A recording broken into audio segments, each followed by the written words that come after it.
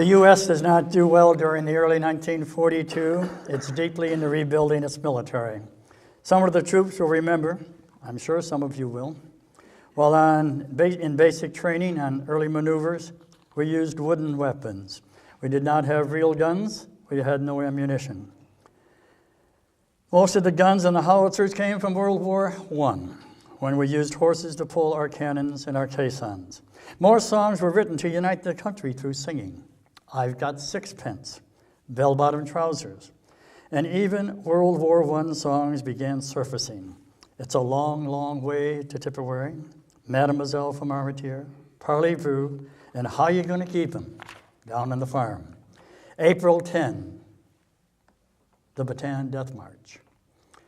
And then on April 18, an unexpected incident happened in the Pacific that not only became a morale booster, but it indicated that Japan could indeed be attacked.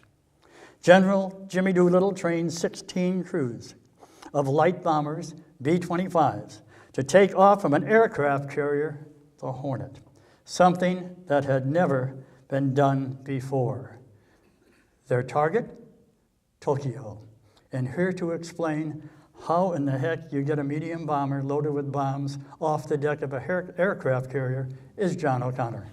Okay, John, you have your story.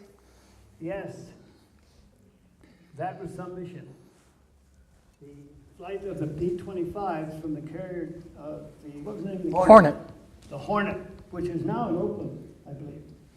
It's tied up at the dock. Am I correct, anybody? I don't know. I believe it is.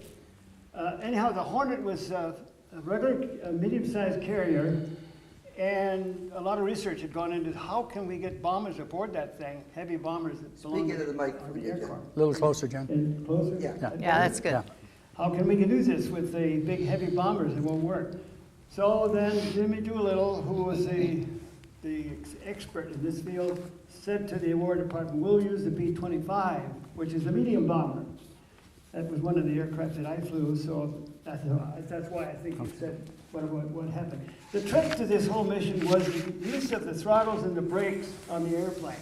When they loaded the airplanes on the deck to get them off, they would start, each one separately would start his engines and get to the tip of the deck and then be given the departure by the signal carrier there with flags, that's your turn to take off.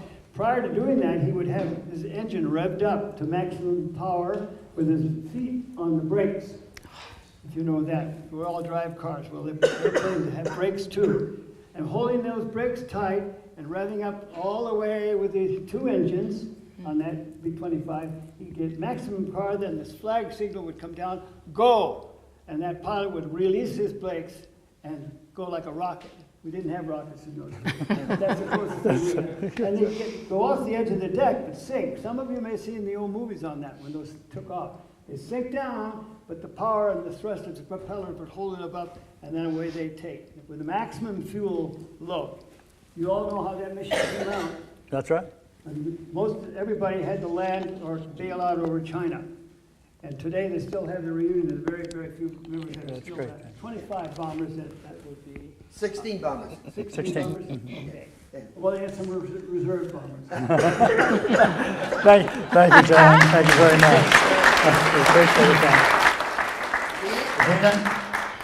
One of the most popular songs with the troops is a song about sitting under an apple tree. You'll all remember this one. I hear somebody go, I'm sure some of you over the 50 gang will remember this one. Please feel free to join in singing. That would be great. Don't sit under the apple tree.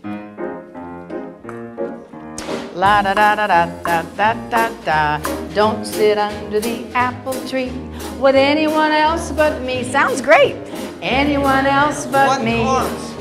Anyone else but me. No, no, no. Don't sit under the apple tree with anyone else but me till I come marching home. Now here's the hard part. I just got word from a guy who heard from a guy next door to me. He just met a girl who loves to pet and it fits you to a T. Oh, don't go walk down Lover's Lane with anyone else but me till I come marching home. Boom, boom, boom, boom. Are there more? You know, I'm sorry. I heard Danny say one chorus. I think I goofed. What'd I do wrong, Maestro? Anyway, that was Don't Sit Under the Apple. You sound very good, by the way. You can replace me. Yes. Okay, Woody.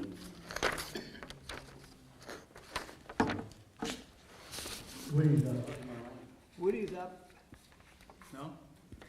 Well, Wait a minute, wait a minute. Another great jazz tune that was written by Ellington and Claiborne. The theme was this popular jazz classic, and I'm sure you will all know it. No? It says here, don't get around much Yeah, anymore. I that's guess we right, really that's don't right. when you come to think of it.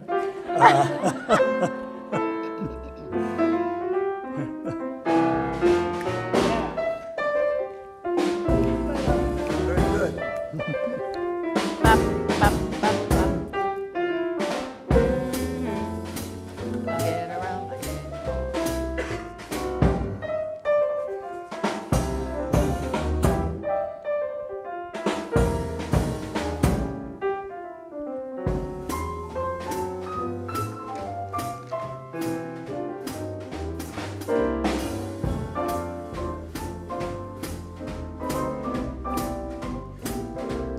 I continue on down, right? What's that? I continue on down here. Yeah. I continue till you get there.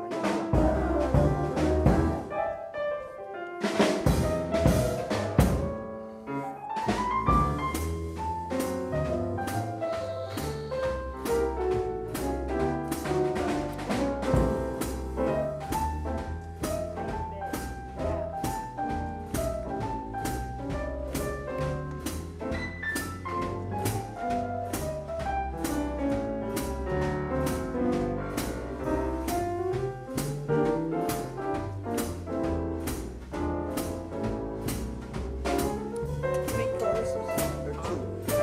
Two? Okay, let's do the after thing.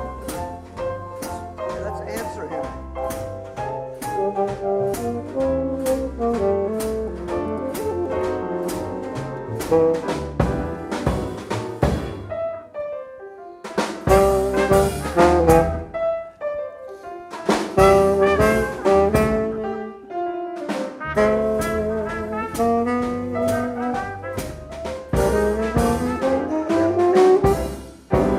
Yes, indeed. Here we go.